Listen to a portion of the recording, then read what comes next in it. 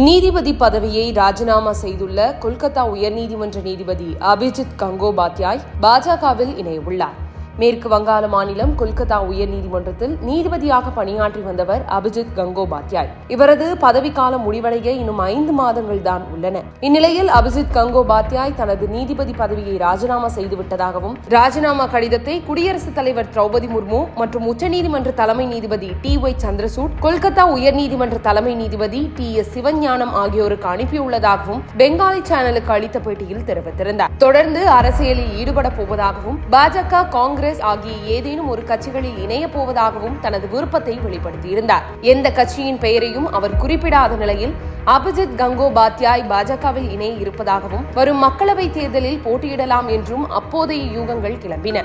அதை உறுதிப்படுத்தும் வகையில் மார்ச் 5ஆம் தேதி மதியம் கொல்கத்தா சால்ட் லேக் பகுதியில் இருக்கும் தனது இல்லத்தில் செய்தியாளர்களிடம் பேசிய நீதிபதி அபிஜித், வரும் மார்ச் 7ஆம் தேதி பாஜகவில் இணைய போகிறேன். ஊழல் கட்சியான திரிணாமுல் காங்கிரஸை எதிர்த்து போராடும் தேசிய கட்சி பாஜக. பிரதமர் மோடி ஒரு நல்ல மனிதர் என புகழாரம் சூட்டினார். பாஜகவில் சேர அக்கட்சியினரை நீங்கள் அணுகினீர்களா என்ற கேள்விக்கு, ஆம், நானும் அணுகினேன், அவர்களும் என்னை அணுகினார்கள். கடந்த 7 நாட்களாக இந்த சந்திப்பு நடந்தது என கூறினார். பிரதமர் மோடி மிகவும் நல்லவர், கடின உழைப்பாளி, நாட்டுக்காக ஏதாவது செய்ய முயற்சித்துக் கொண்டிருக்கிறார் என்று தெரிவித்த அபிஜித், காங்கிரஸை பற்றி பேசும்போது அது வாரிசு அரசியல் கட்சி என விமர்சித்தார். திரிணாமுல் காங்கிரஸ் ஒரு அரசியல் கட்சி என்பதில் எனக்கு நம்பிக்கை இல்லை. அது ஊழல் நிறைந்த கட்சி. அக்கட்சியில் ஒரு சில நல்லவர்கள் உள்ளனர், ஆனால் அவர்கள் அந்த கட்சியின் உண்மை தன்மையை அறிந்திருக்கவில்லை. அந்த கட்சியில் சில கைது நடவடிக்கைகள் தேவை. அக்கட்சி விரைவில் சிதைந்துவிடும். திரிணாமுல் காங்கிரஸ் நீடிக்கப் போவதில்லை என கூறினார். மாநிலத்தில் ஆளும் கட்சியான திரிணாமுல் காங்கிரசுடன் முரண்பட்டிருக்கும் அபிஜித் கங்கோபாத்யாய் தனது நீதிபதி பதவியை ராஜினாமா செய்துவிட்டு பாஜகவில் இணைய போவதாக கூறியிருப்பது தேசிய அளவில் பேசு பொருளாகி இருக்கிறது. யார் இந்த அபிஜித் கங்கோபாத்யாய்? கொல்கத்தா அர்சா சட்ட கல்லூரியில் பட்டம் பெற்ற இவர் சிவில் சர்வீஸ் அதிகாரியாக பணியில் சேர்ந்தார்.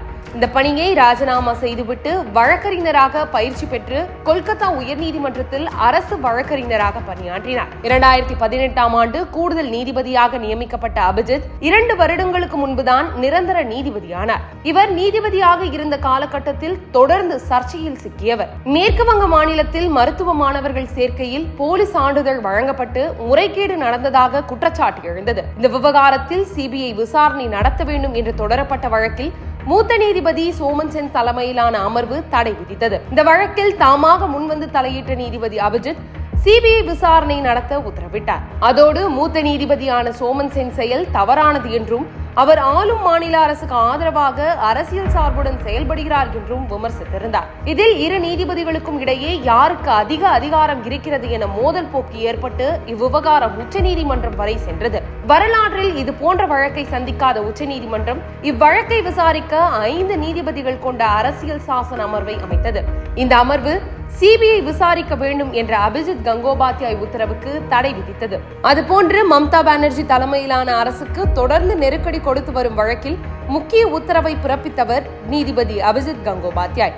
மேற்கு வங்கத்தில் 2014ஆம் ஆண்டு ஆசிரியர் தகுதி தேர்வு நடத்தப்பட்டது. இதன் அடிப்படையில் தொடக்க பள்ளிகளில் 42,500 ஆசிரியர்கள் நியமிக்கப்பட்டனர். இதில் நிறைய பேர் பணம் கொடுத்து வேலையை பெற்றனர் என்றும், ஆசிரியர்கள் நியமனத்தில் முறைகேடு நடந்ததாகவும் குற்றச்சாட்டு எழுந்தது. இந்த விவகாரத்தில் CBI மற்றும் அமலாக்கத்துறை தனித்தனியாக வழக்கு பதிவு செய்து விசாரித்து வருகிறது. மேற்கு வங்க முதல்வர் மம்தா பானர்ஜியின் உறவினர் உட்பட பலருக்கு இந்த ஊழலில் தொடர்பு இருப்பதாக கூறி அவர்களுக்கு தொடர்புடைய இடங்களில் சோதனை நடத்தப்பட்டது. இந்த முறைகேடு தொடர்பாக கொல்கத்தா உயர்நீதிமன்றத்திலும் வழக்கு தொடரப்பட்டது.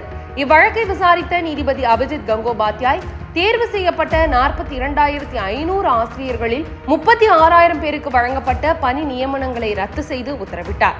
மேற்கு வங்க தொடக்கப்பள்ளி கல்வித்துறையின் தலைவராக இருந்த மாணிக் பட்டாச்சாரியா மற்றும் அதிகாரிகளுக்கு தொடர்பு இருப்பது தெரிய வருகிறது. இந்த நடைமுறைகளையும் பின்பற்றாமல் தகுதியும் இல்லாத 36,000 ஆசிரியர் நியமனங்கள் ரத்து செய்யப்படுகிறது என்று நீதிபதி தீர்ப்பு வழங்கினார். இந்த வழக்கு இன்று வரை ஆளும் திரிணாமுல் காங்கிரஸ் அரசுக்கு நெருக்கடியை ஏற்படுத்தி வருகிறது. இவ்வழக்கில் கைதாகியுள்ள மாணிக் பட்டாச்சாரியாவுக்கு தொடர்புடைய இடங்களில் கடந்த வாரம் கூட அமலாக்கத்துறை சோதனை நடத்தியது குறிப்பிடத்தக்கது. இந்த ஆசிரியர் தேர்வு முறைகேடு வழக்கு தொடர்பாக பெங்காலி ஊடகம் ஒன்றுக்கு நீதிபதி அபிஜித் கங்கோபாத்யாய் பேட்டி அளித்திருந்தார். அதில் ஆசிரியர் தேர்வு முறைகேடு விவகாரத்தில் திரிணாமுல் காங்கிரஸ் பொதுச் செயலாளரும் மேற்கு வங்க முதல்வர் மம்தா பானர்ஜியின் அண்ணன் மகனுமான அபிஷேக் பானர்ஜிக்கு தொடர்பு இருப்பதாக குற்றம் சாட்டியிருந்தார். இது திரிணாமுல் காங்கிரஸ் கட்சியினரிடையே கொந்தளிப்பை ஏற்படுத்திய நிலையில் நீதிபதி அபிஜித் கங்கோபாத்யாவின் கருத்துகளுக்கு எதிராக உச்சநீதிமன்றத்தில் மனு தாக்கல் செய்தார் அபிஷேக் பானர்ஜி.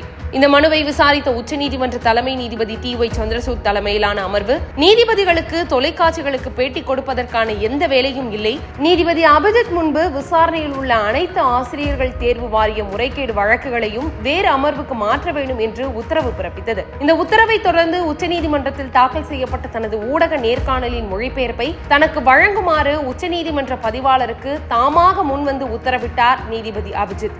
அன்றைய தினமே இரவு 8 மணிக்கு சிறப்பு அமர்வை கூட்டி உத்தரவு பிறப்பித்த உச்சநீதிமன்றம் இது நீதித்துறை ஒழுக்கத்திற்கு எதிரானது என கூறி நீதிபதி அபிஜித் கங்கோபாத்யா உத்தரவை ரத்து செய்தது. இப்படி தொடர்ந்து சர்ச்சைக்கு பெயர் போன நீதிபதி அபிஜித் கங்கோபாத்யா தற்போது பாஜகவில் இணைய போவதாக அறிவித்திருப்பது மேற்கு வங்காள அரசியலில் மட்டுமல்ல இந்திய அரசியலிலும் புயலை கிளப்பியிருக்கிறது. ஏற்கனவே உச்சநீதிமன்ற தலைமை நீதிபதி ரஞ்சன் கோகாய் பதவி ஓய்வுக்கு பின் 2020 பாஜகவால் ராஜ்யசபா எம்பியாக நியமிக்கப்பட்டார். இப்போது உயர்நீதிமன்ற நீதிபதி ராஜினாமா செய்துவிட்டு பாஜகவில் இணைகிறார். இது போன்ற சம்பவங்களால் நீதித்துறை மீதான விமர்சனங்கள் அதிகரித்து வருகின்றன.